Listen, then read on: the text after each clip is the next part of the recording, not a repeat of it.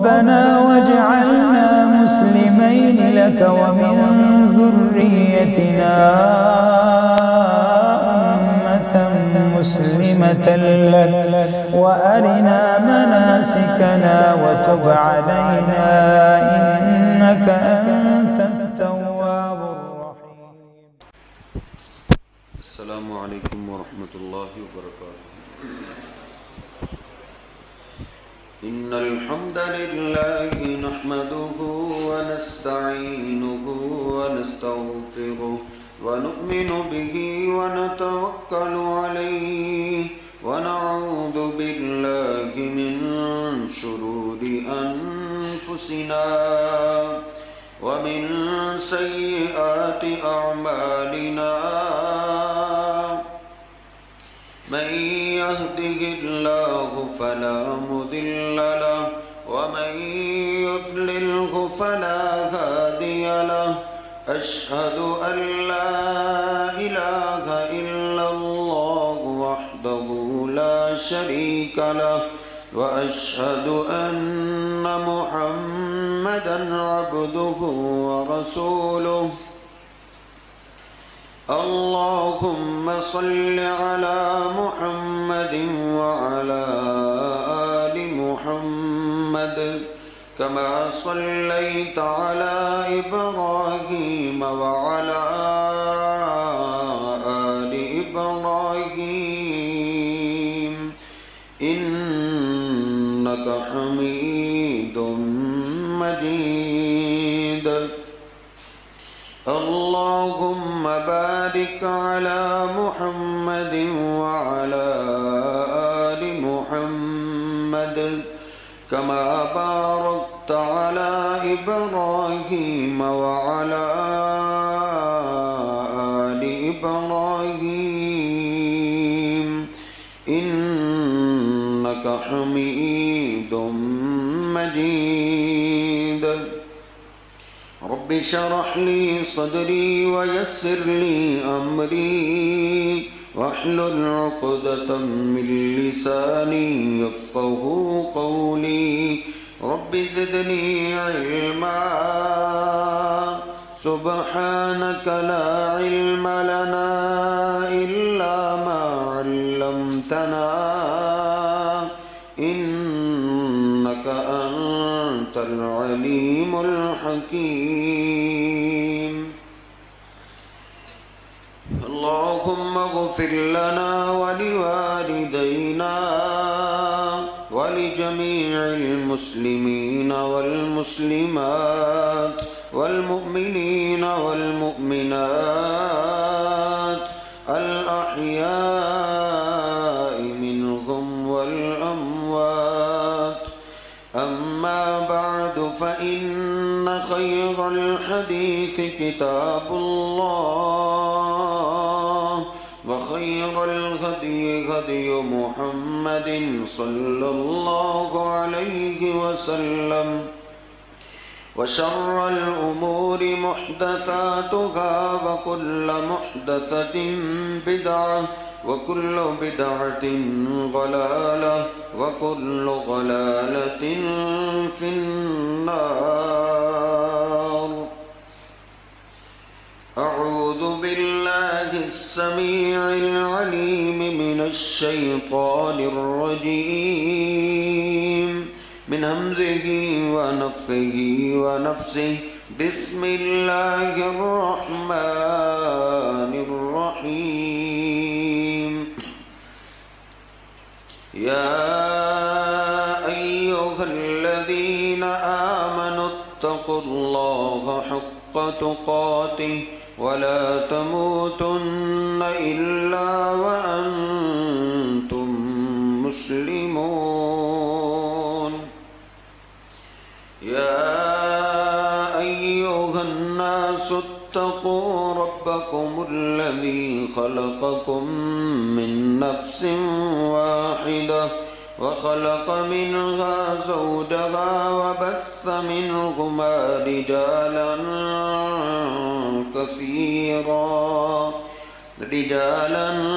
كثيرا ونساء واتقوا الله الذي تساءلون به والأرحام إن الله كان عليكم رقيبا يا أيها الذين آمنوا اتقوا الله وقولوا قولا سديدا يصلح لكم أعمالكم ويغفر لكم ذنوبكم ومن يطع الله ورسوله فقد فاز فوزا عظيما سبحان ربك رب العزة عما يصفون وسلام على المرسلين والحمد لله رب العالمين.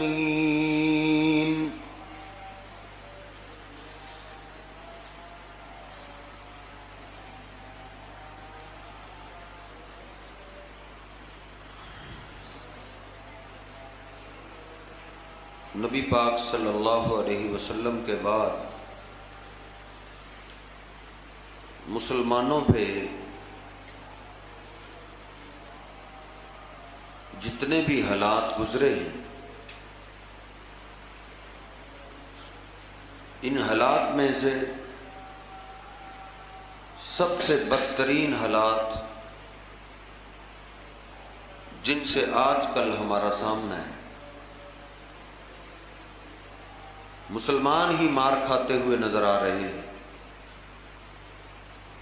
مسلمان ہی پریشان ہیں، مسلمان ہی مصیبتوں کے مارے ہوئے ہیں۔ اس کی کیا وجہ ہے؟ اللہ رب العزت فرماتا ہے ما اصابکم من مصیبت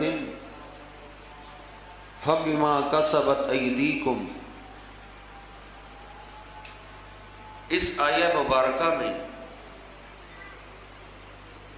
اللہ پاک نے ہم مسلمانوں کو خطاب کیا ہے کہ قرآن پاک پڑھنے والوں، اے اللہ اور اللہ کے رسول صلی اللہ علیہ وسلم پہ ایمان لانے والوں، ما اصابکم، تمہیں جو تکلیف آئے گی، تمہیں جو مصیبت آئے گی، فَبِمَا كَسَبَتْ أَيْدِيكُمْ، تو وہ تمہارے اپنے ہاتھوں کی کمائی ہوگی، تمہاری بدعمالیوں کی وجہ سے تم پہ مصیبتیں ٹوٹ پڑیں گی۔ اللہ رب العزت کبھی کبھی مسلمانوں کو اس انداز سے بھی سزا دیتا ہے کہ اللہ کافروں کو مسلمانوں پہ مسلط کر دیتا ہے۔ سورہ بنی اسرائیل 15واں سپارہ پہلا رکوع ترجمے کے ساتھ پڑھ لیجیے۔ اللہ فرما رہا ہے جو بھی تمہیں مصیبت اور پریشانی آتی ہے وہ تمہاری بدعمالیوں کی وجہ سے آ رہی ہے، اس لیے واپس آؤ، پچھلے گناہ بخشواؤ اور آئندہ سے اللہ پاک کی، اللہ کے رسول کی نافرمانی نہ کرنے کا پکا عزم کیجیے۔ ہماری ساری پریشانیوں کا حل یہ، پچھلے گناہ کیسے معاف ہوں گے؟ سابقہ جو ہمارے گناہ ہیں، ہماری دراصل صلح اس ذات سے ہو رہی ہے جو ذات ہم سے بے حد محبت کرتی ہے۔ اس محبت کا میں اور آپ اندازہ نہیں لگا سکتے۔ دنیا میں جو سب سے بڑی محبت ہے وہ بندے کو ماں باپ کی شکل میں ملتی۔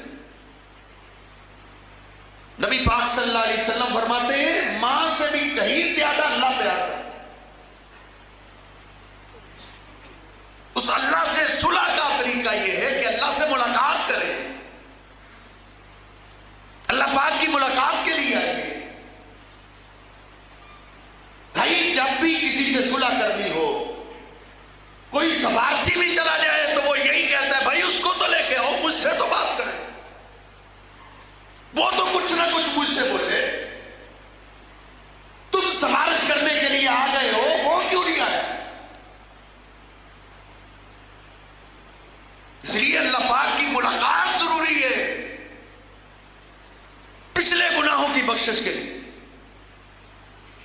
نبی پاک صلی اللہ علیہ وسلم تو یوں فرماتے ہیں، اللہ پاک کی ملاقات کے لیے، اللہ سے باتیں کرنے کی جب بندہ تیاری شروع کرتا ہے، ہاتھ دھوتا ہے تو اللہ پاک ہاتھوں کو گناہوں سے پاک کر دیتا ہے، چہرہ دھوتا ہے تو چہرے کے آنکھوں کے گناہ معاف ہو جاتے ہیں۔ ابھی ملاقات کی تیاری کر رہے ہیں، نبی پاک صلی اللہ علیہ وسلم فرماتے ہیں حتی تخرج خطایاہ من تحت اظفارہ، بھلے یہ سالوں کا بھولا ہوا ہے، بھلے سالوں سے اللہ سے ملنے کے لیے نہیں آیا، آج آ رہا ہے۔ نبی پاک صلی اللہ علیہ وسلم فرماتے ہیں وضو کرنے سے اس کے اگر ناخن کے نیچے بھی حقیر سا گناہ بھی ہو، وضو سے اللہ وہ بھی معاف کر دیتے۔ آج ہی میں پڑھ رہا تھا، نبی پاک صلی اللہ علیہ وسلم فرماتے ہاں اگر بڑی نافرمانی ہو، بڑے بڑے گناہ، چھوٹے چھوٹے گناہ تو وضو سے معاف ہو جاتے ہیں، تو وہ معاف ہی نہیں ہوتے۔ اللہ پاک تو واقعتاً ہی مسلم شریف کے حدیث کے الفاظ ہیں کہ سارا دن میرا اللہ ہاتھ پھیلا کے آواز دیتا ہے آجا میرے بندے مجھ سے صلح کر لے،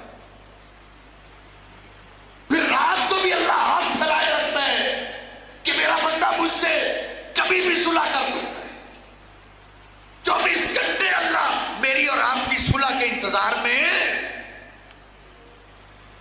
جب تیاری کر لی، نبی پاک صلی اللہ علیہ وسلم فرماتے ہیں، مسلم شریف کے الفاظ ہیں، ایک دفعہ پھر کلمہ شہادت پکار ہی دیتا ہے، فتحت لہ ابواب الجنت الثمانیہ، اللہ پاک اس کے استقبال کے لیے جنت کے 8 دروازے کھول دے۔ دیر سے آیا لیکن آ تو گئے، بڑی دیر ہوگی اس نے صلح کرتے کرتے، لیکن کوئی بات نہیں، زندگی میں واپس لوٹ تو ہے۔ پھر بھی اگر بڑے بڑے گناہ موجود ہوں جو وضو سے معاف نہیں ہوئے، نبی پاک صلی اللہ علیہ وسلم فرماتے ہیں جب اللہ کے سامنے آ کے اقرار کرتا ہے اللہ میں کچھ بھی نہیں، میری حیثیت تیرے مقابلے میں کیا ہے، کچھ بھی نہیں، تیرے آگے میں کچھ نہیں، اللہ اکبر، اللہ تیری سب سے بڑی ذات ہے، تیرے دربار میں حاضری میں نے دی ہے، جو ذات شہنشاہ ہے، بادشاہوں کا بادشاہ، سب سے بڑی ذات ہے۔ جب یہ اقرار کرتا ہے وَخَطَایَاهُ مَرْفُوعَةٌ عَلَىٰ رَأْسِهِ، اس کے جسم سے بڑے بڑے گناہ نکل کر کے بھی اس کے سر کے اوپر آ جاتے۔ یہ سورۃ الفاتحہ پڑھ رہے ہیں، اللہ سے باتیں کر رہے ہیں، نبی پاک صلی اللہ علیہ وسلم نے فرمایا جو اللہ سے ڈائریکٹ باتیں کرنا چاہتا ہے وہ اللہ کا قرآن پڑھے، نماز پڑھے۔ ان المصلی یناجی ربہ، کیونکہ نماز پڑھنے والا آدمی اپنے اللہ سے ڈائریکٹ گفتگو کر رہے ہیں، ڈائریکٹ باتیں کر رہے ہیں۔ بلکہ مسلم شریف میں ہے جب یہ سورۃ الفاتحہ پڑھتا ہے تو اللہ اس اپنے بندے کی ایک ایک بات کا جواب بھی دیتا ہے۔ یہ کہتا ہے الحمدللہ رب العالمین، اللہ ساری تعریفیں تیرے لیے۔ اللہ فرشتوں کو کہتا ہے حمیدنی عبدی، دیکھو میرا بندہ میری کیسے تعریفیں کر رہے ہیں، ایک ایک بول کا اللہ جواب دیتا ہے۔ اب یہ پھر رکوع میں چلا گیا، اللہ اکبر، اللہ تو ہی بڑا ہے، تیرے سامنے میں جھک گیا، پھر سجدے میں چلا گیا، اللہ کی بڑائیاں بیان کرنے لگا، سبحان ربی الاعلیٰ۔ نبی پاک صلی اللہ علیہ وسلم فرماتے ہیں یہ اپنی جب پیشانی مٹی پہ زمین پہ لگا دیتا ہے اللہ اس کے بڑے گناہ بھی معاف کر دیتا ہے۔ اس لیے ہمارے آنے میں دیر ہے، اللہ پاک کے صلح کرنے میں کوئی دیر نہیں۔ نبی پاک صلی اللہ علیہ وسلم، بخاری شریف میں نے آج ہی پڑھے، نبی پاک صلی اللہ علیہ وسلم اپنے حجرے سے نکلے، نماز کا ٹائم ہے، ایک صحابی جلدی سے آپ کے قریب ہوا، عرض کرتا اللہ کے حبیب آتے مالیہ حدن، میں نے بہت بڑا جرم کر لیا ہے، مجھ پہ جو حد لگتی ہے وہ حد لگا، موت کے بعد کی سزا برداشت سے باہر ہے، دنیا میں سزا دو۔ نبی پاک صلی اللہ علیہ وسلم چلتے جا رہے ہیں، وہ بار بار اقرار کر رہے ہیں۔ سیدنا بلال نے تکبیر کہہ دی، آپ مصلی پہ آ گئے، آپ نے نماز سے سلام پھیرا، وہ پھر آ گئے۔ عرض کرتا ہے اللہ کے حبیب میرا گناہ مجھے ستا رہا ہے، اقم علیہ حد، کہیں حد سے پہلے پہلے موت نہ آ جائے، میری جو سزا بنتی ہے وہ دنیا میں دے دیجئے۔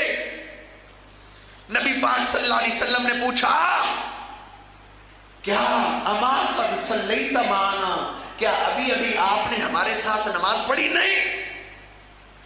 عرض کرتا ہے اللہ کے حبیب نماز تو میں نے پڑھی، آپ کے ساتھ پڑھی، آپ کی ابتدا میں پڑھی۔ آپ فرماتے ہیں لقد غفر اللہ ذنبک، تیرا جو بھی گناہ تھا اللہ نے نماز سے معاف کر دی۔ ہماری ساری پریشانیوں کا حل اللہ پاک نے یہ رکھا۔ ہم اپنی پریشانیوں کے حل کے لیے در در تو ٹھوکریں کھاتے ہیں، کبھی ایم پی اے کے دروازے پہ، کبھی ایم این اے کے دروازے پہ، کبھی کسی پولیس کے افسر کے دروازے پہ، کبھی کسی فوجی افسر کے دروازے پہ۔ ہاں مجھے اور آپ کو اگر در نظر نہیں آتا تو اپنے رب کا در نظر نہیں آتا، اس لیے ہماری پریشانی حل نہیں ہو رہی بلکہ بڑھ رہی ہے۔ نبی پاک صلی اللہ علیہ وسلم نے تو اپنے اصحاب کو اس انداز سے بھی تربیت کی، اس انداز سے بھی سمجھایا۔ وہ میرے ساتھیوں تم بولو، ایک سوال تم سے کرنے لگا ہوں، ارائیتم لو ان نہرم بباب احدکم، اگر کسی کے دروازے کے سامنے نہر چل رہی ہو، بخاری شریف میں پانی کا انتظام اس کے دروازے کے پاس ہے، ثم یصلی فیہ 5 مرات ثم یغسل فیہ 5 مرات، وہ 5 مرتبہ ایک دن میں نہانا شروع کرتے، ہر روز 5 ٹائم نہائے۔ حل یبقی من درنی شیء، مجھے بتاؤ 5 وقت نہانے سے کیا اس کے جسم پہ کوئی میل کچیل باقی رہ جائے گی؟ 5 وقت نہانے سے۔ صحابہ نے کہا اللہ کے حبیب لا یبقی، 1-2 دفعہ نہانے سے نہیں رہتی، 5 مرتبہ، یہ تو میل کچیل کا سوال ہی نہیں پیدا ہوتا۔ نبی پاک صلی اللہ علیہ وسلم نے کیا فرمایا؟ فَكَذَلِكَ مَثَلُ الصَّلَوَاتِ الْخَمْسِ، یہی مثال 5 نمازوں کی ہے۔ 5 نمازوں کا پابندی کرنے والا اس کے جسم کے ساتھ کو میل کچیل مطلب گناہ رہ ہی نہیں سکتا۔ اس لیے میرے محترم بھائیوں، میں اور آپ اپنے ارد گرد اپنے دوست احباب، اپنی اولاد، اپنے گھر والوں کی فکر کریں، کہیں ہماری چھت کے نیچے کوئی بے نماز تو نہیں بستا۔ میں سارا دن محنت کر کے اپنی اولاد کو سونے کے لقمے کھلاتا ہوں، پھر بھی آنکھوں کی ٹھنڈک کیوں نہیں بن رہی؟ اپنی اولاد کی خدمت میں نے اپنی جوانی گزار دی، پھر بھی میری اولاد مجھے ستاتی ہوئی نظر آتی ہے۔ اس کی کیا وجہ ہے؟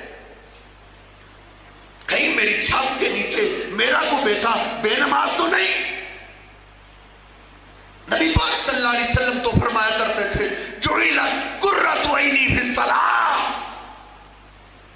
انس رضی اللہ تعالیٰ فرماتے ہیں کئی دفعہ میں نے آپ سے سنا ہے، آپ فرمایا کرتے تھے او آنکھوں کی ٹھنڈک میرے رب نے میری نماز میں رکھی۔ نماز پڑھنے سے آنکھوں کو ٹھنڈک ملتی ہے، جو بیٹا نمازی ہو وہی آنکھوں کی ٹھنڈک بنتا ہے، جو بیٹی نمازی ہو وہی آنکھوں کی ٹھنڈک بنتی ہے۔ نبی پاک صلی اللہ علیہ وسلم تو جب پریشان ہوتے آپ نماز کی طرف جلدی کرتے تھے، اللہ کی ملاقات کے لیے آتے، اللہ سے باتیں کرنے آ جاتے۔ اذا حزبہ امر، حذیفہ بن یمان فرماتے ہیں جب بھی کوئی معاملہ پیش آتا، جو معاملہ آپ کو پریشان کر دیتا، آپ صحابہ سے مشورہ کرنے سے پہلے نماز پڑھا کرتے تھے۔ نبی پاک صلی اللہ علیہ وسلم تو نماز سے اتنا محبت، اتنا پیار کرتے ہیں. آپ نے سنا کہ آخری ایام میں بلال بھی بار بار آ رہے ہیں، آپ بھی جائیے نماز کے لیے. نبی پاک صلی اللہ علیہ وسلم نماز کے لیے اٹھنا چاہ رہے، آپ پہ غشی پڑے، گر پڑے. کافی دیر کے بعد آپ ہوش میں آئے. ہوش میں آنے کے بعد آپ نے پہلا بول کیا بولا؟ میرے بیٹے حسن و حسین کا کیا حال ہے؟ علی کا کیا حال ہے؟ میری بیٹی فاطمہ کا نہیں. بخاری شریف کھولیے، پہلے الفاظ آپ بول رہے ہیں اصل الناس، کیا لوگوں نے نماز پڑھ لی ہے؟ میرے اور آپ کے پیر و مرشد کو تو نماز کی اتنی فکر، اور مجھے اور آپ کو کتنی فکر. امی ایسا فرماتی ہے میں قربان جاؤں، آپ اٹھ کے جانا چاہ رہے ہیں، پھر آپ پہ غشی پڑ گئی، پھر گر پڑے. پھر کافی دیر کے بعد ہوش میں آئے. ہوش میں آتے ہی پوچھ رہے کیا لوگوں نے نماز پڑھ لی ہے؟ کہا آپ کا انتظار ہے. پھر آپ جانا چاہ رہے، آپ پہ پھر غشی طاری ہو. تیسری دفعہ آپ نے کہا ابو بکر کو کہو، وہ نماز پڑھا تھا. صحابہ کی سسکی ہے، بلال بھی رو رہے، صدیق بھی روتے ہوئے نماز پڑھا رہے. بخاری شریف میں نے پڑھا ہے اور اتنی سخت بیماری کے عالم میں میرے محبوب نے تھوڑی دیر کے بعد ہی کچھ فاقہ محسوس کیا. علی و عباس موجود تھے. کہا مجھے سہارا دو، اب میری طبیعت ٹھیک ہو گئی ہے، مجھے سہارا دو. اور اس حالت میں محمد مسجد میں جا کے نماز ادا کرے گا صلی اللہ علیہ وسلم. سیدنا عباس کے کندھے پہ آپ نے ہاتھ رکھا ہے، دوسرا ہاتھ سیدنا علی پاک رضی اللہ عنہ کے کندھے پہ رکھا ہوا ہے. وَرِجْلَاهُ تَخُطَّانِ. امی ایسا فرماتی ہے اس حالت میں قربان جاؤں اپنے محبوب پہ کہ میرے پیغمبر نے اپنے گھر میں نماز نہیں پڑھی، مسجد میں گئے کس کیفیت میں کہ آپ کے دونوں پاؤں مبارک خط کھینچ رہے تھے. آپ کے پاؤں مبارک آپ کا بوجھ نہیں برداشت کر رہے. اس حالت میں بھی آپ نے مسجد میں جا کے باجماعت نماز ادا کی. آپ کو اتنی پیاری نماز، اتنی چاہت نماز سے، اتنی دل لگی نماز سے، اور میری اور آپ کی کیفیت ہمارے سامنے. نبی پاک صلی اللہ علیہ وسلم کی آج ایک میں حدیث پڑھ رہا تھا، آپ نے قسم اٹھائی ہے، قسم، مجھے اس ذات کی قسم ہے جس کے ہاتھ میں میری جان ہے، میرا دل چاہتا ہے اپنے مسلح پہ کسی اور کو کھڑا کر دوں پھر جاؤں. فَوْحَرِّكَ عَلَيْهِمْ بُيُوتَهُمْ. جو اذان سن کے نماز کے لیے نہیں نہ آتے، اگر بچوں اور عورتوں کا ڈر نہ ہوتا تو میں ان کو زندہ ہی آگ لگا دیتا. نبی پاک صلی اللہ علیہ وسلم کا وہ فرمان آپ نے بارہا دفعہ سنا کہ سب سے سخت ترین عذاب اللہ دو آدمیوں کو سب سے سخت عذاب دیتا ہے. سب سے سخت، سب سے زیادہ غصہ اللہ دو آدمیوں پہ کرتا ہے. ایک وہ جو کسی پیغمبر کو شہید کر دے، اس کو بھی اللہ سخت عذاب دیتا ہے. دوسرا وہ جو کسی پیغمبر کے ہاتھوں قتل ہو جائے. نبی پاک صلی اللہ علیہ وسلم فرماتے ہیں میرا دل چاہتا ہے ان کو آگ لگا دوں جو نماز کے لیے مسجد میں نہیں آتے.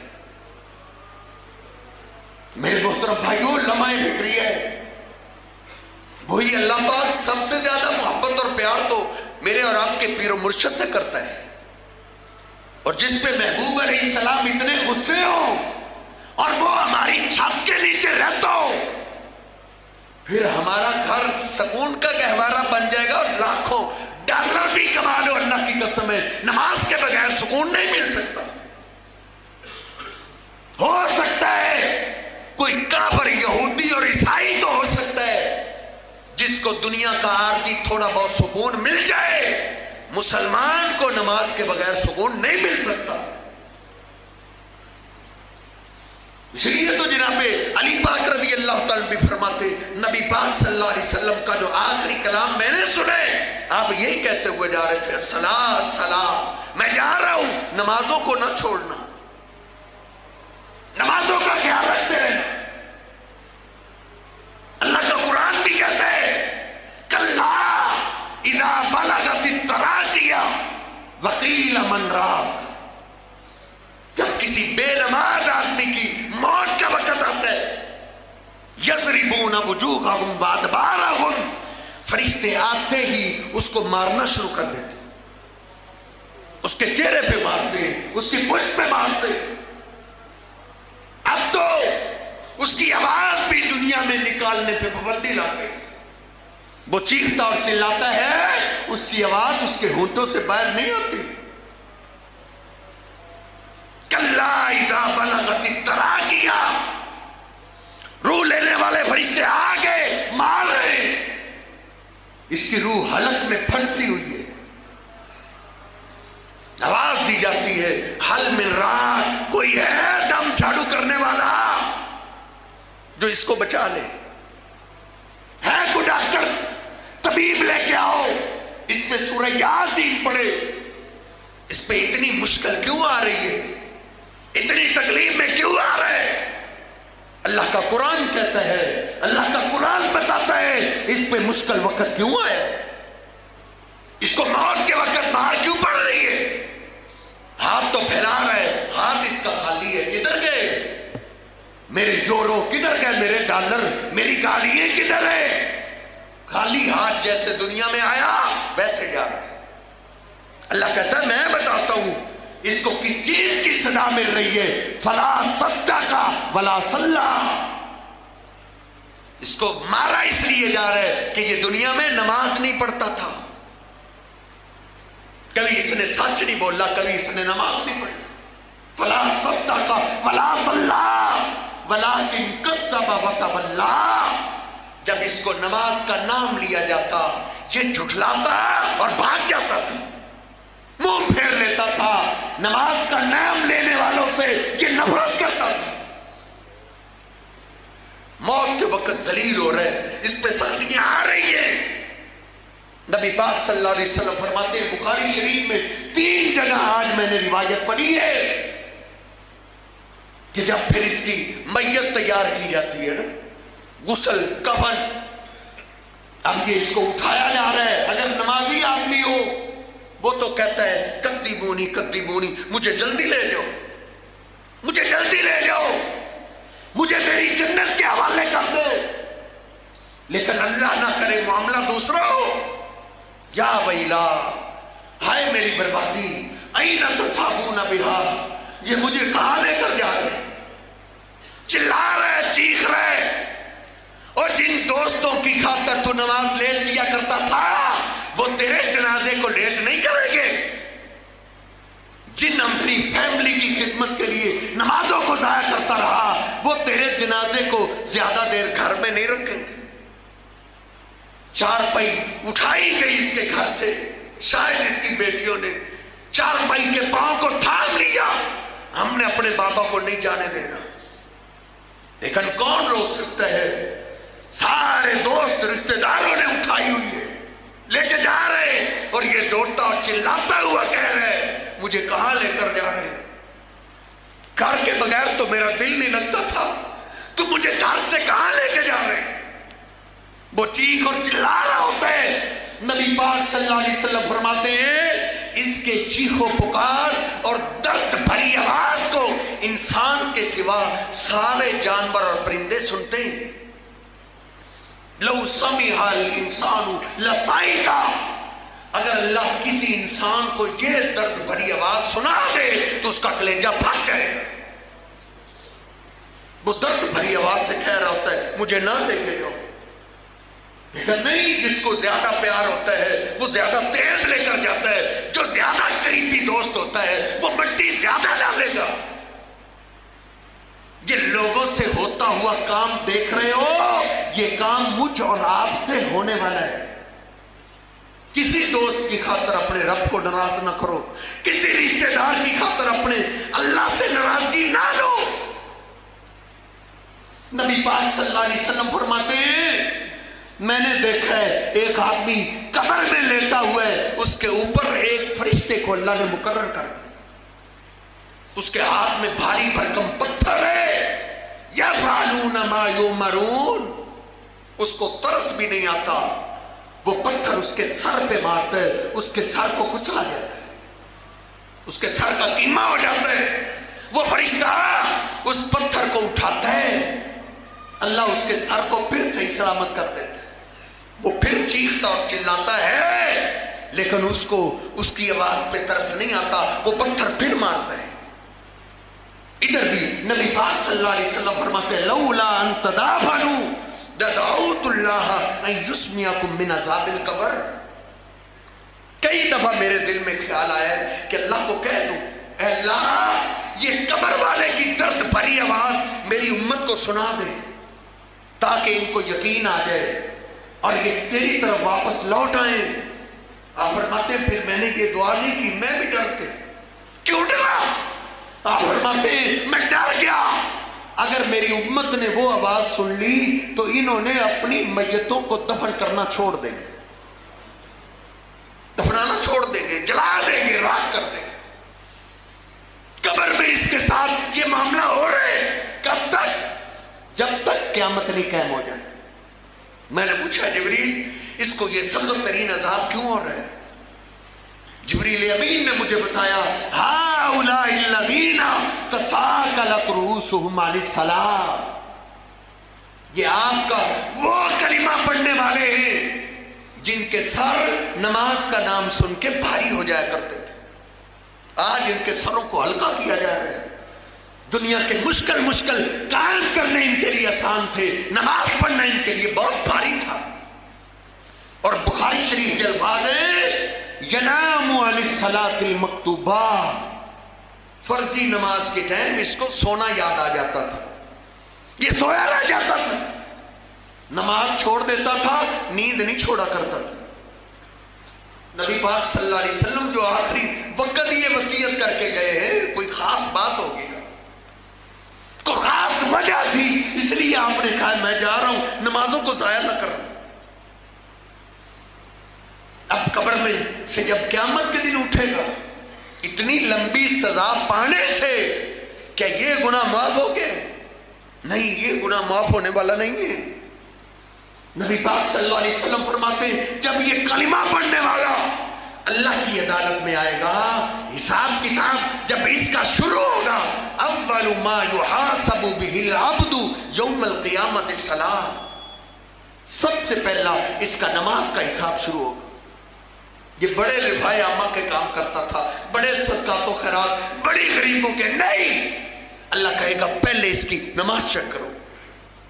نماز سے پاس ہے تو محبوب فرماتے ہیں اللہ اس کے سارے گناہ معاف کر دے۔ اگر نماز سے فیل ہو گیا، آپ فرماتے ہیں فسد سائر عملہ، اللہ کسی نیکی کی طرف توجہ ہی نہیں کرے گا، کسی نیکی نہیں، فرشتوں لے جاؤ، اس نے یہ نیکی میرے لیے نہیں کی، صدقات و خیرات، غریبوں کی خدمت، راستوں کو صحیح کرنا، فری ڈسپینسری، یہ میرے لیے نہیں تھا، یہ لوگوں کے لیے تھا، وہ اس کو دنیا میں مل گیا۔ اگر میرے لیے کرتا تو نماز کا حکم بھی تو میں نے ہی دیا تھا۔ اب اللہ کی طرف سے اعلان ہو رہے، محبوب پیغمبر کا فرمان ہے ما قارون و فرعون، جہنم کے اس گڑھے میں اس کو پھینکا جائے جہاں فرعون جل رہا ہے، فرعون کے ساتھ اس بے نماز کو پھینکا جائے۔ اللہ کا قرآن بھی کہتا ہے پھر جنتی لوگ ان اپنے دوستوں کو، رشتہ داروں کو جنت میں ریسرچ مار رہے نہیں مل رہے، نو ریسرچ، پھر جہنم کی ریسرچ ماریں گے، ویڈیو سامنے آ جائے گی۔ یہ قرآن پاک کی داستان ہے، فی جنات یتساءلون عن المجرمین ما سلککم فی سقر، تو ہم تمہیں جنت میں تلاش کر رہے تھے، تم جہنم میں جا رہے ہو، تمہیں جہنم میں کون سی چیز لے آئی ہے؟ اب جہنمی چیختے چلاتے ہوئے کیا کہیں گے؟ ہم دنیا میں کلمہ نہیں پڑھتے تھے، پوچھئے علماء سے، جس نے کلمہ نہیں نہ پڑھا اس پہ نماز فرض ہی نہیں۔ اگر آپ نے اب کلمہ پڑھا ہے تو آپ پہ نماز اب فرض ہوئی ہے، وہ یہ نہیں کہیں کہ ہم کلمہ نہیں پڑھتے گے. پہلا جواب لم نکن من المصلین، ہم دنیا میں نماز نہیں پڑھا کرتے تھے. ولم نکن نطعم المسکین، غریبوں کے کھانے کا انتظام نہیں کرتے تھے. صدقہ کو خراب ہمیں بہت وَكُنَّا نَخُوضُ مَعَ الْخَائِضِينَ، ہم نے نمازیں کہاں سے پڑھی؟ صدقہ کو خراب کہاں سے کرنا؟ ہم نمازیوں اور صدقہ کرنے والوں کا نظام ہے کہ اللہ نے پاکستان کا نقشہ بھیجا ہے. ہم نمازیوں کو پاگل سمجھتے تھے، ہم صدقہ و خیرات کرنے والوں کو بیوقوف سمجھا کرتے تھے. اللہ نے آگے سخت قانون بیان کیے، علم اور کسی کی سفارش پہ رہی ہے. اس لیے نماز کا معاملہ بڑا ہی اہم ہے. اپنے بچوں کو، اپنے دوستوں کو یہ محبوب کی آخری نصیحت ضرور ہر روز تلقین کرتے رہیں. اللہ رب العزت مجھے اور آپ کو سمجھنے کی توفیق عطا فرمائے. وَأَقُولُ قَوْلِي هَٰذَا أَسْتَغْفِرُ اللَّهَ لِي وَلَكُمْ وَلِسَائِرِ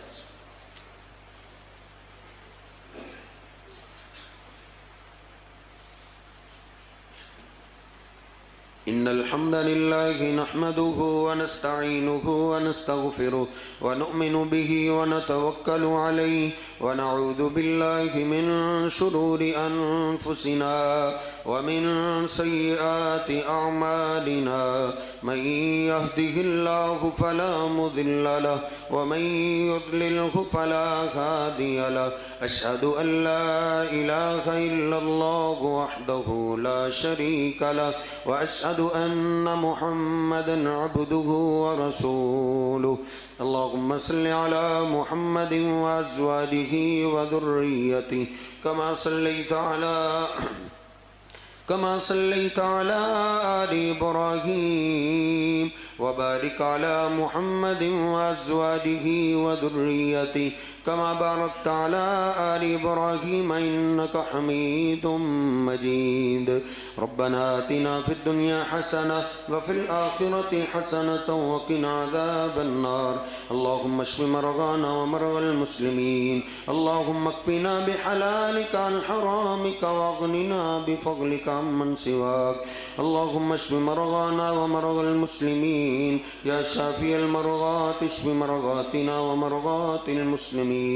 ربنا ظلمنا أنفسنا وإن لم تغفر لنا وترحمنا لنكونن من الخاسرين.